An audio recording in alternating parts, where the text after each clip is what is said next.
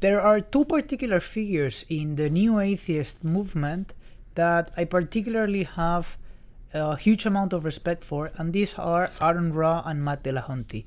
Now, with respects to Aaron Ra, I've already spoken to him, and I have done a short review of my conversation with him, but I haven't yet talked about Matt Dillahunty, and I wanted to give some time today to do so. Now, Aaron Ra and Matt Dillahunty are not new atheists in the strict sense of the word. I mean, they're not included in the list of new atheists, but they do belong to the same group. They share some of the most common views, especially with respects to religion and so on.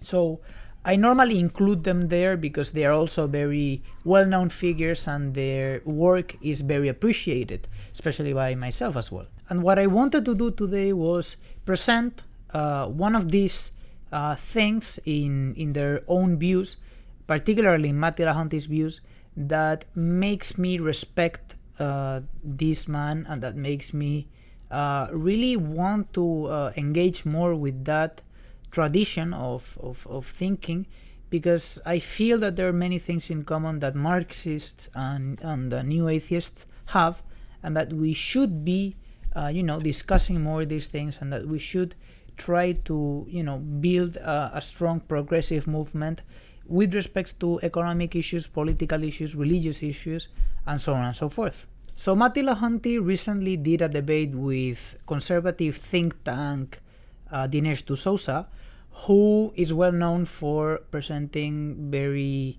sloppy arguments with respects to politics, economics, and many other issues, such as when he suggests that fascism is yet another form of socialism, or like we're about to see when he suggests that inequality is just the product of the capitalist class being magically more welfare stimulating than any other class in society. And in this debate, they actually got to argue with respects to the issue of inequality. And you all know that in this channel, we've spoken a lot about inequality. I did a debate with Adam Friended on inequality as well. So it's one of the fields that I've studied quite in depth and that I particularly like. And they debated this issue, and some of the arguments that were put forth there, especially by Matt Dillahunty, were particularly progressive and leaned a lot more towards a more Marxist, more scientific socialist position.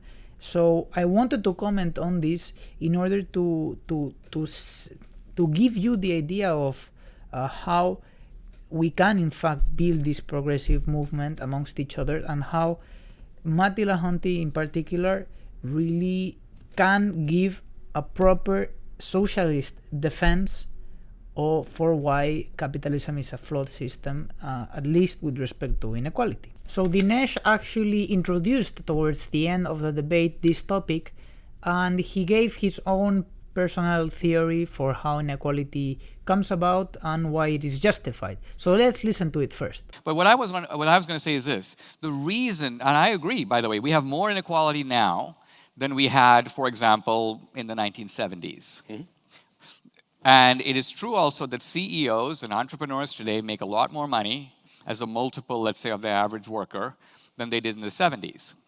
The reason for that, I think, is because CEOs in the 70s didn't do a whole lot. If you were a CEO of Hewlett-Packard or Ford Motor Company, by and large, your job is organizational. You're an administrator. You say, I'll open a new plant over here, I'll do this over there. The entrepreneurs who have made gargantuan amounts of cash, I would mention, the obvious ones, even Bloomberg, but certainly Jeff Bezos, certainly Steve Jobs. The reason that they got so rich is precisely because they have augmented human welfare to such a gargantuan degree. As expected, Dinesh's explanation of inequality is this idealization of the capitalist class, which here we're roughly going to define as the CEOs. And it is this notion that, well, in the past, they did only organizational work, but now they do something else. And what else do they do? Well, he's not going to be very clear about it. He's just going to define it in this abstract sense of they improve gargantuously human welfare. And so this argument is wrong on many different accounts, but the first thing that I would do in order to challenge him is prove it. Demonstrate that what you're saying is correct, because for all that we know, CEOs today pretty much do the same work that they did in the 1970s. They still do organizational work, they still do managerial work. There's no magically new capacities that they have today that they didn't have in the 1970s, so as to explain their increased level of wealth and especially the increment in inequality that we have seen during these past decades. So let's take as an example this economic study that demonstrates how CEO compensation has actually grown 940% since 1978, whereas worker compensation has only risen by 12%. So what is it that CEOs do today that they didn't do in the 1970s that explains this immense level of inequality, that explains their massive increase in wealth and in compensation relative to the compensation of the workers? What is it? What can you point to that explains this? And in some traditions they have said it is productivity. In some others they have said that it is risk-taking abilities. But Dinesh here is just saying gargantuous improvements in human welfare. Prove it. How can you actually even prove this? Because sure, there has been a lot of technological innovation during this past century and so on, but how can you prove that this started in the 1970s and then has increased at this rate? And so how can you actually prove this? So then this first problem that I have with this argument is, how can you actually prove this? Are they 940% more smart? Are they 940% more good looking? What is it that you can point to that explains this differential in income, in compensation, in power? What is it? And how can you actually test that hypothesis empirically? Not just as, oh no, they improve welfare, defined in this abstract sense. Actually get to address this question empirically, which is what a scientific-minded person would try to do. Because otherwise what you're doing is essentially ideology. You're just trying to justify the status quo by presenting these abstract notions in a very theological manner. And furthermore, if the claim is that these CEOs improve welfare in tremendous ways, this is actually proven to be false, because first of all, the ones that are actually doing the innovations and that are building the machines, building the iPhone and building so on and so forth, are the teams of engineers, the workers. So not the CEOs, but exactly the workers of those companies. Those are the ones that actually create wealth, the ones that expand welfare. It is not the capitalist class that does this, but it is actually a collective effort by the working class, in which I include, of course, the teams of engineers, of architects, of biologists, physicists, and so on, that employ their labor in actually getting these things done. In pretty much every manner possible, CEOs today do basically the same things that they did in the 1970s. They do the managerial work, they still are there to maximize profits for themselves and for the stockholders. There is nothing in their work that can justify those immense levels of inequality. Therefore, the explanation of inequality and where it arises from for these statu quo defenders is a problem, because they don't have good theories, because they don't have sound and valid explanations, whereas for the Marxists is, on the other hand, a phenomenon that not only do we can explain theoretically, but that we in fact predict, because in our models it is in fact described how this inequality arises and so on, because for us inequality emerges primarily from exploitation, and we expect that in the moments where the workers' bargaining power and worker unions and the political representations of workers is less, and therefore the exploitation rate is higher, we expect inequality to be higher. and vice versa. And this is in fact what we see in the data, as I've already shown. So for the Marxists, this is not a problem. This is only a problem for those who are trying to defend the status quo, because they don't want to give the scientific explanation that relies on surplus value, that relies on exploitation. And again, we are looking so far at the positive aspect, at the descriptive aspect of this. Now we'll get to the normative aspect, to the more moralist aspect of things. But looking at things from a purely scientific angle, surplus value is the origination of most of the inequality that exists in capitalist societies. Everybody who see, people didn't even, normally we think of markets as responding, supply responds to demand. But as far as I know, there's not one person in the world who wrote Steve Jobs and goes, you know what, take an ordinary phone, figure out how it can take photos, let's figure out how it can do email, texting, put all these features, and then get rid of the stylus, use your finger. Here's what I'm getting at. Apple built the phone before we knew we couldn't live without it. Sure. And everybody who put money... I can, though, because I'm on Android. Yeah, okay, fair enough. But what I'm getting at is everybody who made these people like Bezos and Jobs so rich did it happily by waiting in long lines in the Apple store because of great boosts in human welfare that they were able to create. So I would argue we're living in an entrepreneurial boom.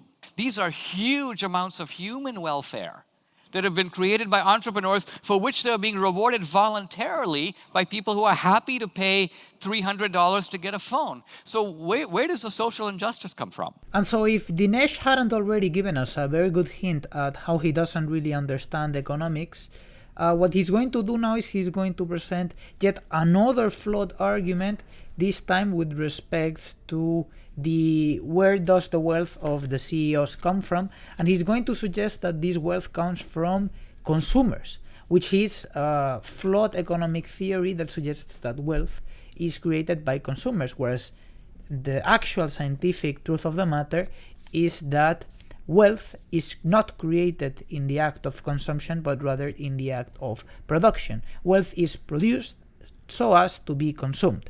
You must produce before you consume. Therefore, it is not Apple consumers that made Steve Jobs wealthy, but it is rather Apple workers that made Steve Jobs the wealthiest, one of the wealthiest men that has ever lived. But if instead of a scientific explanation of wealth, what you're trying to do is you're trying to give an ideological justification for the power of the capitalist class, what you are going to say is the least controversial thing for the capitalist class, which is, oh no, wealth is created by the consumers, not by the producers. Because if you were actually going to look at the real source of wealth in society, you would actually find many things that you would find ideologically inconvenient. And of course, Dinesh is not going to allow that to happen. So why don't we stop pretending like it is CEOs who do all the work around there and that they are the most productive men on earth? And why don't we actually look at the objective facts and we give the workers their due respect and their due say in the production process, which is the process in which wealth is created. Second of all, this notion that it is consumers who happily and voluntarily give away their money so as to create the wealth for these people is actually nonsense once again, because anyone that has studied with minimal rigor behavioral economics or psychology or marketing could perfectly well tell you, and I can say this coming from a family of salesmen and people that are very familiar with marketing, that if there is a worse characterization of consumer behavior, would be that characterization of the pinnacle of free will and freedom of choice. In fact, companies spend millions and millions of dollars, euros, in order to convince people of purchasing their products and in order to make them spend more money, even if that means going against their better judgment, going against their what their instincts really tell them. So it is not about freedom of choice. Consumerism is, on the other hand, a more complex form of organizing distribution and consumption of resources that it is in no way characterized by freedom of choice or free will. But once again, for someone that is trying to justify the statu quo, this conception of people freely decide how much money to give away to these people, and so they are rich because society as a whole has decided this. Well, this is obviously the ideologically convenient, even though unscientific and unsound, description of consumerism and of production and distribution in general. So now that I have given my response, let's look at Matt Dillahunty's response, which I'm going to advance to you is brilliant, simply brilliant. You know, it is simple and not very complex, but it gets to the root of what needs to be said about this issue. So where does the social injustice come from? Oh, okay. Who is Steve Jobs ripped off? How many phones does Steve actually manufacture? A lot. 0. Steve Jobs never manufactured a phone in his life.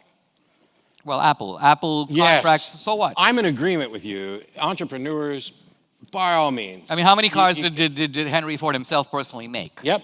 I agree. It was is, done by the assembly line. If we're gonna determine how much, the invention itself is important, and there are certainly entrepreneurs who are as self-made as possible. However, that's not the sum total of wealth, and it doesn't mean that if I invent something and then have 25,000 employees, some of which I don't give a particularly good living wage to, manufacture those phones so that I can make as much money as possible off of my invention, that I'm actually doing something that is in the best benefit of society or that is boosting society. And I love how when Matt Dillahunty asks that question, Dinesh surreptitiously there says, a lot, he has produced a lot of iPhones, knowing perfectly well that he hasn't actually produced a single iPhone in his entire life. How many phones does Steve actually manufacture? A lot. But this is the kind of fantasyland thinking that these ideologues have to do in order to justify our current mode of production. Realize how much they have to, all the mental gymnastics that they have to do in order to justify this unjustifiable thing, only because the class that rules our society needs that justification in order to continue doing so. And so Matt's response here is really, really, really nice. Better than many of the responses that I've seen to similar arguments made by some Marxists out there. Because it is the case that at least Marx didn't say that innovation and, this entrepreneurship wasn't necessary. There are things that are done by the bourgeois class which in fact are necessary. There needs to be some organizational work done, there needs to be investment done, there needs to be innovation and so on, which by the way the capitalist class is not the class that innovates, but rather the class that pays the innovators.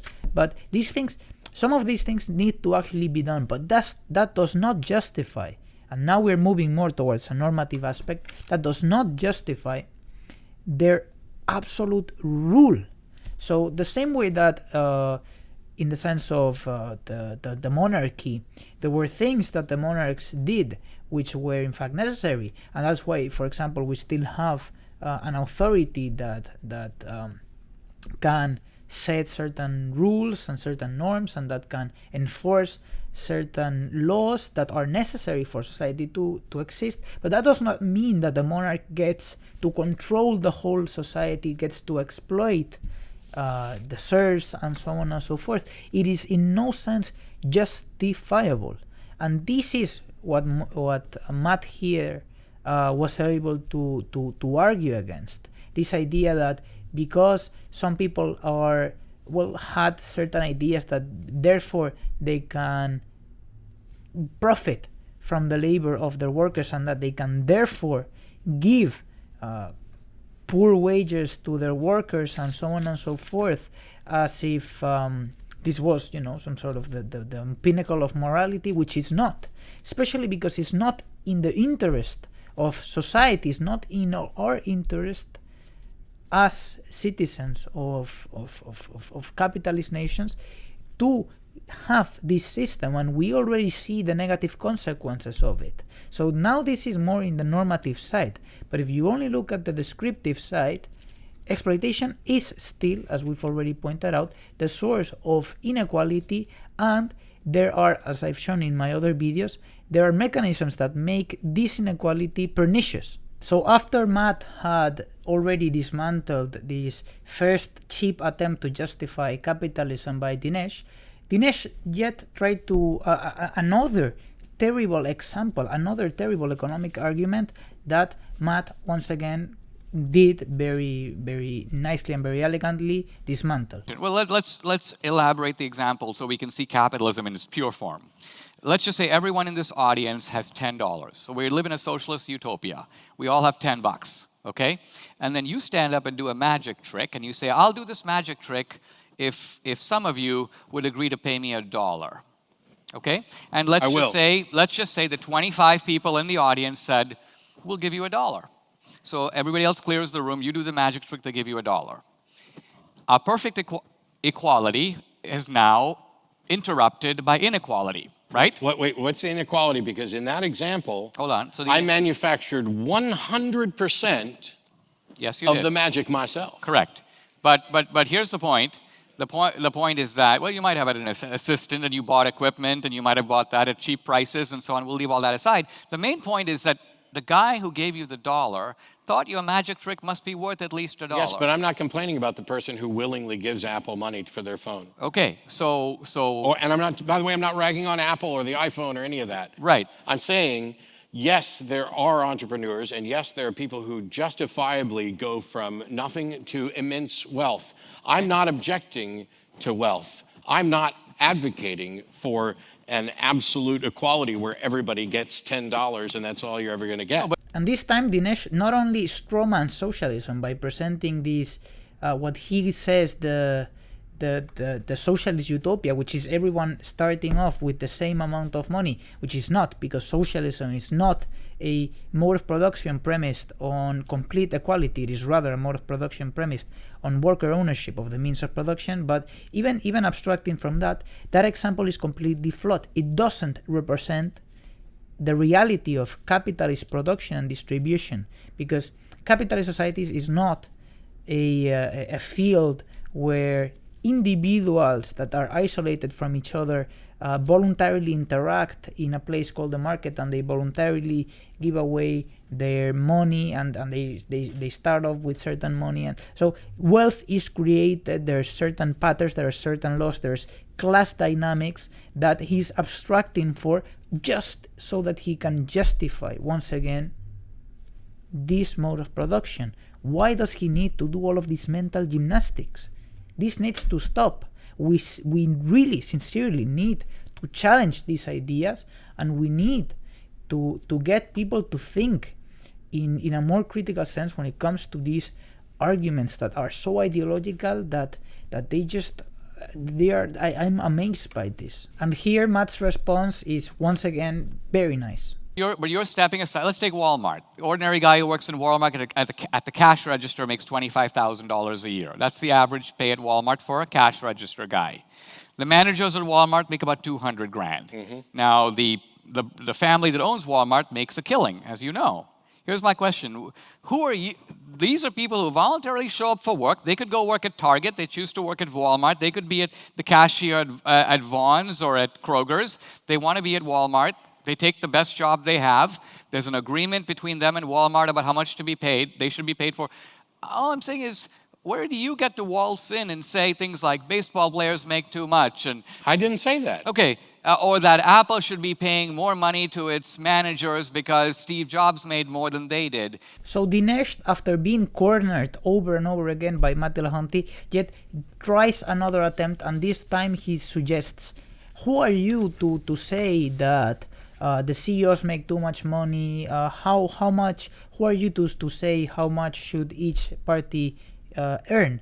And Matt's response to this is different, but the response that I would give is, we certainly are not here going to say exactly how everyone is going to get paid. This is not what socialists like myself are trying to do. What we're trying to do is we're trying to make the production process more democratically, so that it is actually workers in their full exertion, in the best possible exertion of free will, that determine who gets paid what in a democratic fashion, so that it is not a single individual, a board of directors that determines all of this in a dictatorial manner, but it is rather a collective effort, because production is a collective effort, and therefore the distribution of the surplus of this production, from my personal moral consideration, should also be a collective one. So in terms of normative policy, what we are advocating for is not to determine by ourselves who gets paid what, but on the other hand, to give people the liberty and to give people the power to actually determine democratically these kinds of things. And for sure, the outcome is going to be a lot less unequal than it is now, but this doesn't mean that we are arguing in favor of complete equality. On the other hand, we are arguing in favor of liberty, of democracy, and of fraternity. It's not because Steve Jobs made more than basically you're saying, where do I get off coming in when these people voluntarily work? Right. And so that if we can get them to work for $1.50 an hour, so that they have to work 5 jobs and But pause here. Let's check the language. What do you mean by get them? I just let you talk on and on about it. Okay, go ahead. You're suggesting that who am I to say that it's a bad move for us to pay some people so little, to pay a cash register worker $25,000 a year? I can tell you who I am to say that. I am someone who may end up in that position, but I'm also someone who may have family members in that position, who may have friends in that position. I'm also somebody who lives and works in a society that benefits from them, and I benefit from them staying healthy and productive in society. It's not to pretend that the massive wealth disparity is all down to somebody had a really good idea and other people agreed to work for a pittance, and that's just fine. It may be true that some people had a good idea and some people work for a pittance, but that doesn't mean it's just fine. It doesn't mean it leads to a better society. It doesn't mean that people can afford health care. And if they can't afford health care, then guess what? They're potentially getting me sick. If they can't, this is why the government steps in to suggest that you need to vaccinate your kids, because vaccines don't freaking cause autism. They protect and save lives. I know you didn't say that. Yeah. This is something I would trumpet. And there are people out there who can't have vaccines, who depend on herd immunity. And similarly, they need the person who's checking them out, handling their money, giving them back their change, that when they cough in their hand and hand it back to them, that they at least have the same opportunities, that healthcare should be a basic human right.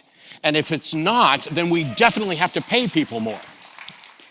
The number one cause of bankruptcy in the United States. So to conclude, all I want to say is once again that I give my due respects to Matt Dillahunty for this response, which was a lot better than some of the responses that I've heard by actual Marxists when they encountered this issue, and that there is ground for our movements to actually get to common positions and to bring about a united progressive front. So this is it for now. These are strange times that we are living through, and so all I can say is that I hope that you guys stay safe, that you are doing well. I don't know what is going to be happening with my life during these upcoming days and weeks, but all I can say is that I hope everyone is doing fine and will continue to do fine. And well, I will see you in the next video.